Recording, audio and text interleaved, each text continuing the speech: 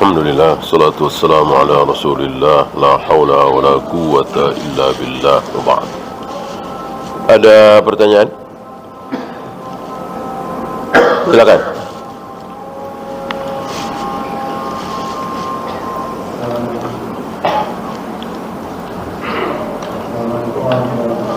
Assalamualaikum warahmatullahi wabarakatuh. Ketakutan karena tidak diterima selama ini yang kita tahu itu kan secara hukum kira-kira apa yang menyebabkan ketakutan orang alim untuk merasa tidak diterima kepada lainnya sudah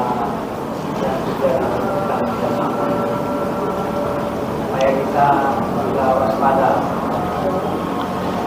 Apa yang menyebabkan orang alim, orang soleh takut ibadahnya nggak diterima gitu ya? Karena mereka tahu, para ulama tahu bahwa Allah itu melakukan apapun yang Dia kehendaki. Di mata Allah itu tidak ada yang besar. Gitu. Oh, si fulan ini besar sekali, soleh sekali, nggak mungkin Allah tega memasukkan ke neraka. Ini dia. Berarti dia tidak tahu siapa Allah, dia tidak kenal Allah. Bayangkan anak seorang rasul pertama di muka bumi ini, Allah bikin kekal di neraka selama-lamanya.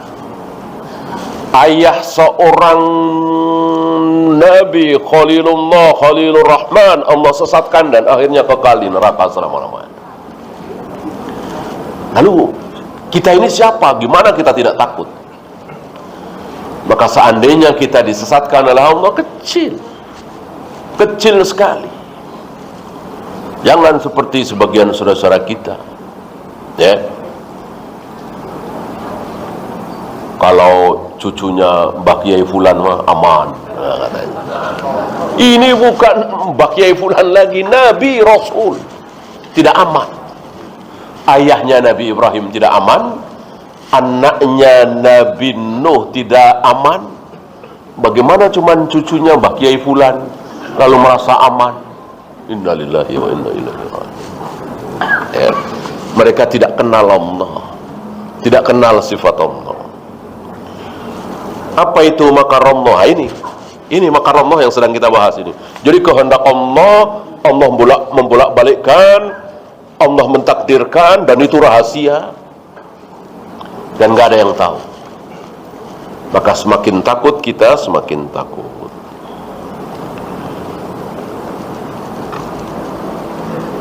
Benarkah bahwa orang fakir, miskin masuk surga lebih dulu 500 tahun dibanding orang kaya? Betul, itu sabda Nabi kan? Yadkhulul fuqara al-jannata qabla al-aghniya bi 500 amin. Orang miskin 500 tahun lebih dulu masuk surga daripada orang kaya. Yang apa? Ini sama-sama muslim ya. Dan sama-sama pahalanya sama, dosanya sama. Gitu. Yang satu miskin, yang satu kaya raya, tapi kok pahalanya sama? Ini yang tanda tanya. Orang kaya pahalanya nggak boleh sama dengan orang miskin. Orang miskin jelas nggak bisa bangun masjid, nggak bisa sedekah, nggak bisa menyantuni fakir miskin, nggak bisa umroh haji. Orang kaya bisa, kok pahalanya sama? Aneh kan? Maka ini adil sekali. Kalau orang miskin lebih dulu masuk surga daripada orang kaya, ini sangat-sangat adil. Yang pahalanya sama ya, yang derajatnya sama.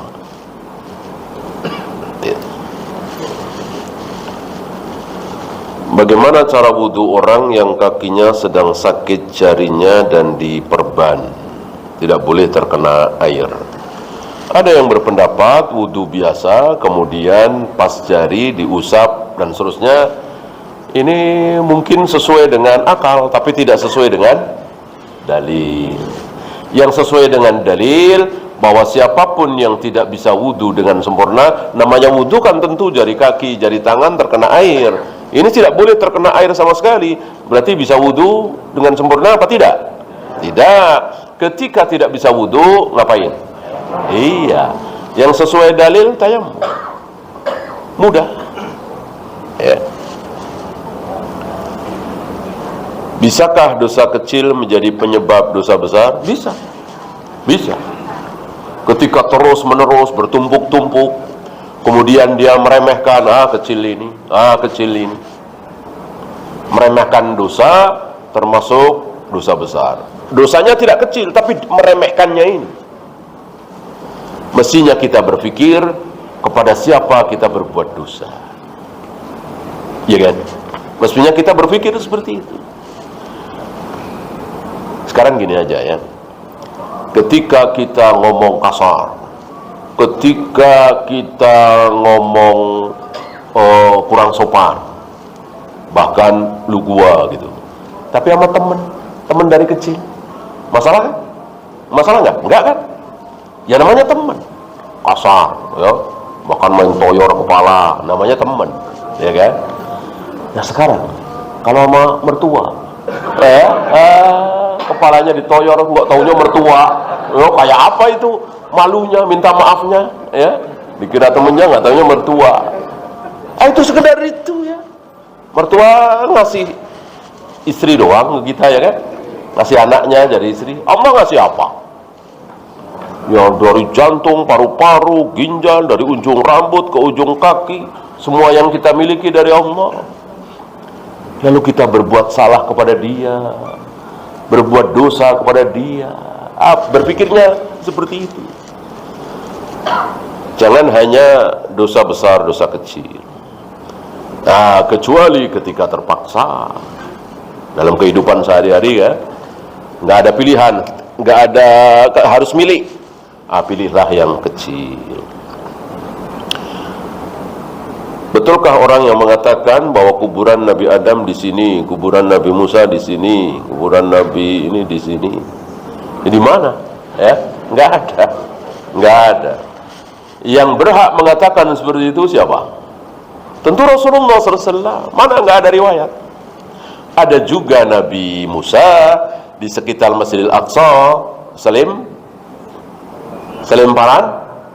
selemparan batu. Tapi kan nggak tahu ngelimparnya ke arah mana. Apakah barat, ke timur, utara, selatan, tenggara, barat daya, nggak tahu. Bahwa kuburan Nabi Musa, selemparan batu dari Masjidil Aqsa, betul. Itu permintaan beliau kepada malaikat maut. Detik-detik saat mau dicabut nyawanya, kan dilemparkan ke situ. Karena kalau mau dikubur di situ harus dicabut di situ. Para nabi, para rasul harus dikubur di tempat di mana dia meninggal. Ya. Nah, dengan demikian gak ada yang tahu. Maka disimpulkan oleh para imam, bahkan merupakan isyarat dari Nabi alaihi salatu wassalam, tidak ada satupun nabi yang kuburannya ketahuan, kecuali kubur Nabi Muhammad SAW. Maka beliau berdoa, beliau memohon kepada Allah, Allahumma la taj'al qabri aidan tu'bad. Ya Allah, jangan jadikan kuburku ini sebagai aid yang didatangi berulang-ulang di tanggal tertentu, di bulan tertentu, dan disembah. Kenapa? Karena beliau sadar bahwa kubur beliau akan diketahui beda dengan kubur-kubur Nabi yang lain.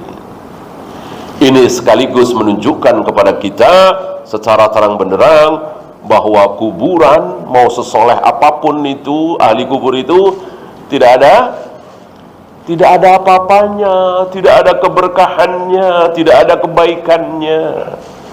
Sebab kalau ada keberkahannya, kebaikannya, dan kita disuruh mengunjungi, tentu Nabi akan kasih tahu. Catat, kuburan Nabi Musa di sini, Nabi Ibrahim di sini, Nabi Ismail di sini, ada kebaikan banyak di sini, ada keberkahan begini. Nggak ada Nabi bersabda seperti itu. Karena Nabi yakin, tahu bahwa keberkahan tidak ada di kuburan. Termasuk kubur beliau. Bahwa kubur beliau ketahuan, betul, tapi tidak bisa dikunjungi. Ya, Ali bin Abi Thalib, Ibnu Mas'ud, Abu Hurairah nggak bisa mengunjungi kubur Nabi. Kenapa? Iya, di kamarnya Aisyah. Gimana bisa dikunjungi? Wallahu a'lam. Ya, itu saja. Subhanakallahumma bihamdika asyhadu an la ilaha illa anta astaghfiruka wa atubu ilaik. Assalamualaikum warahmatullahi wabarakatuh.